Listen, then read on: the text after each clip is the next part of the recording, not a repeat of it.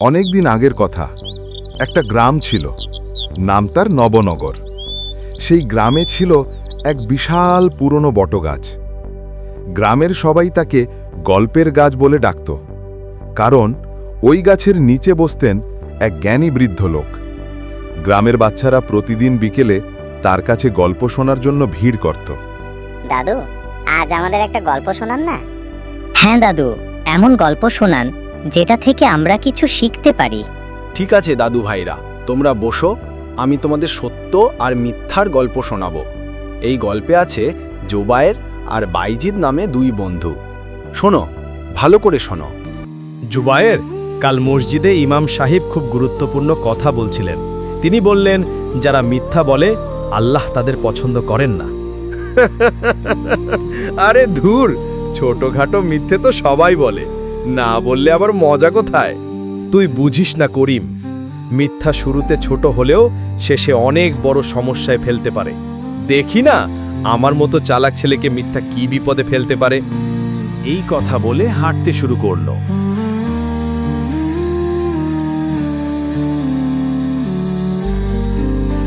আরে বাইজিদ, দেখ না, এখানে একেবারে নতুন ফুটবল পড়ে আছে। সত্যি? বাহ, বলটা দেখতে তো একেবারে নতুন লাগছে। আজ থেকে এটা আমার, কে জানে কার। আমার ভাগ্যই ভালো। জুবায়ের, এটা নিশ্চয়ই কারো হারিয়েছে। আমাদের উচিত আসল মালিককে খুঁজে বের করে দিয়ে দেওয়া। আরে ধুর, আমি কাউকে বলবো না। বল যদি রেখে দিই তো আর কেউ নিতে পারবে না। তুইও কাউকে বলিস না। এই কথা বলে হাঁটতে শুরু করলো।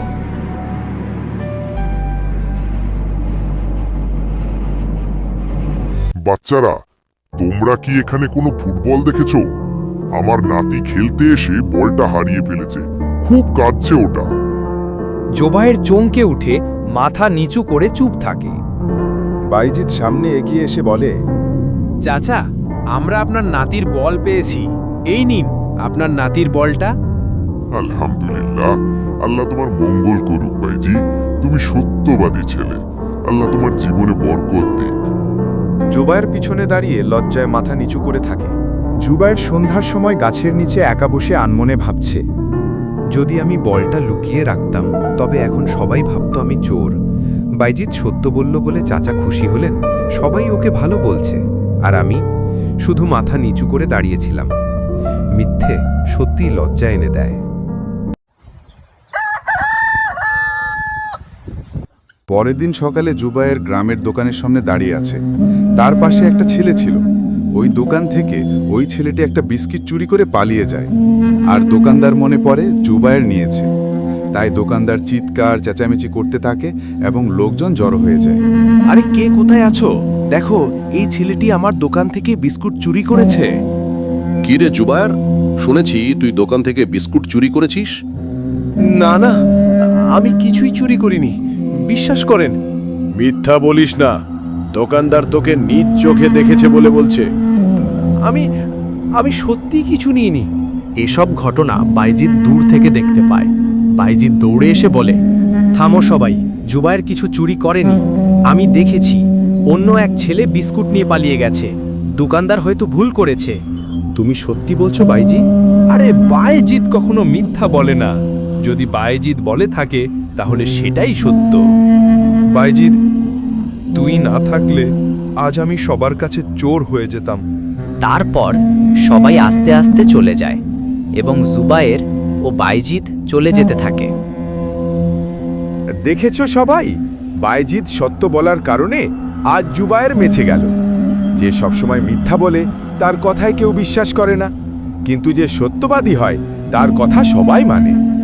চাচা, আপনি একদম ঠিক বলেছেন। আমরা সবাই বাইজিদের মতো হতে চাই। আমি আগে অনেকবার মিথ্যা বলেছি, লুকাতে চেয়েছি, চালাকি করতে চেয়েছি, কিন্তু শেষে সবাই আমাকে সন্দেহ করেছে, লজ্জা দিয়েছে। জুবায়ের, ভুল করলে সমস্যা নেই। আল্লাহ মানুষকে ক্ষমা করতে ভালোবাসেন, তবে শর্ত হলো সত্যিটা স্বীকার করতে হবে আর বারবার একই ভুল করা যাবে না, কারণ মুমিন বান্দা এক গর্তে দুইবার পড়ে না। বন্ধু, আমাকে মাফ করে দে। আজ থেকে আমি আর কখনো মিথ্যা বলবো না। আমিও সব সময় তোর পাশে থাকব। আমরা একসাথে প্রতিজ্ঞা করছি, পরিস্থিতি যেমনি আসুক আমরা সত্য কথা বলবো ইনশাআল্লাহ। বাচ্চারা মনে রেখো, সত্য কখনো হারায় না। মিথ্যা হয়তো সাময়িক সুবিধা দেয়, কিন্তু শেষে লজ্জা আর অপমান ছাড়া কিছু দেয় না। তো বন্ধুরা মনে রাখবেন, সত্য মানুষকে সম্মানিত করে আর মিথ্যা মানুষকে লজ্জায় ফেলে দেয়। তাই সবসময় সত্য বলবেন। ভিডিওটি ভালো লেগে থাকলে অবশ্যই লাইক করে দেবেন এবং চ্যানেলটিকে সাবস্ক্রাইব করে ভিডিওটিকে শেয়ার করে দেবেন। মনে রাখবেন, আপনার একটি শেয়ারের জন্য কিছু মানুষের জীবন বদলে যেতে পারে। এটাও কিন্তু একটা দাওয়াতের মাধ্যম। ধন্যবাদ।